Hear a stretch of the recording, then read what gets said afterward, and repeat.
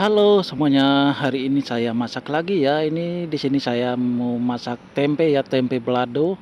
Ini sangat sederhana ya cara bikinnya dan rasanya nggak kalah enak dengan lauk yang lain. Mari kita simak ya proses cara membuatnya. Nah, nah, di sini saya siapkan satu batang tempe ya. Ini tempe masih segar banget ya, dibungkus pakai daun pisang dan aromanya sangat wangi. Lalu kita buka ya, buka bungkusnya. Ini terlihat ya tempenya, bagian tempenya dan warnanya putih ya. Ini dijamin makanan sehat banget ya. Karena saya juga sangat suka tempe ini. Rasanya enak, gurih kalau buat digoreng. Sebelum kita goreng, potong-potong dulu ya tempenya sesuai selera. Di sini saya potong-potong tipis seperti ini ya, menjadi beberapa bagian ini. Nah, setelah selesai kita panaskan minyak ya, minyak goreng secukupnya di wajan ini. Kita menggunakan di sini api kecil. Lalu kemudian masukkan tempenya yang sudah kita potong-potong tadi. Kita goreng menggunakan api sedang. Jangan menggunakan api besar karena ini proses menggorengnya tidak butuh terlalu lama ya. Karena ntar bisa gosong ya. Kan nanti bisa dibalik juga ya. Nanti bisa kita balik. Nah, ini dia bentuknya, lalu kita balik ya, kita balik agar bisa merata, biar bagian bawahnya tidak gosong, maka harus kita balik. Setelah ini kuning kemasan ya, lalu kita angkat ya dan kita tiriskan. Kita tiriskan menggunakan tirisan buat penggorengan. Ini wangi banget ya tempenya, karena ini masih baru, masih segar banget deh. Nah, ini dia. Nah, kemudian buat selanjutnya ini bagian cabai ya, kita goreng cabainya. Ini di sini saya menggunakan cabai merah, lalu tambahkan juga cabai rawit ya, cabai rawit secukupnya aja. Buat yang suka pedas boleh ditambahkan cabai rawitnya lebih banyak lagi. Kemudian ini bawang merah dan bawang putih secukupnya. Ini bahan-bahannya saya goreng dulu ya. Saya goreng dulu hingga matang sampai harum. Nah, ini sudah matang, lalu kita angkat ya. Kemudian kita ulek ya. Cabenya, bahan-bahan ini semuanya kita ulek. Jangan lupa tambahkan garam, tambahkan micin secukupnya. Kemudian tambahkan juga kaldu bubuk secukupnya. Kemudian kita ulek hingga halus ya guys. Ini dijamin ya, mantap banget ya kalau kita menggunakan ulekan, rasanya lebih nikmat ya dibanding kita menggunakan blender. Karena saya lebih suka cabai yang dihaluskan pakai ulekan, rasanya mantap dah. Pokoknya beda ya. Beda rasanya kalau kita haluskan menggunakan ulekan dengan menggunakan mesin blender. Cuman kalau kita menggunakan ulekan ya prosesnya juga lumayan lama ya.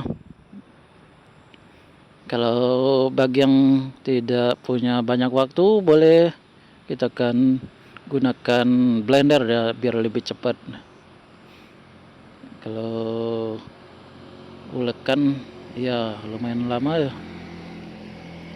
Nah, setelah halus kita ambil sebagian ini ya, sebagian cabenya ini, karena ini cabenya terlalu banyak ya, kita kurangin. Kita masukkan ke piring ini, piring kecil ini bisa buat apa, buat makan malam nantinya. Kemudian kita campurkan ya tempe yang sudah kita goreng tadi ke dalam cabai yang sudah diulek, langsung ke ini ya, ke ulekannya. Kemudian kita aduk-aduk sampai semuanya tercampur merata, sampai tempenya terkena sambal ya. Ini sambalnya dijamin enak ya, pedas ya, karena saya menambahkan cabai rawit yang cukup banyak ya, karena memang saya lebih suka pedas. Nah ini sudah selesai ya.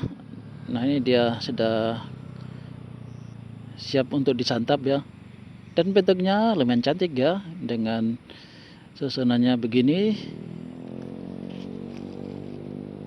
Nah di sini saya sudah siapkan nasi, lalu saya ambil ya lauknya secukupnya.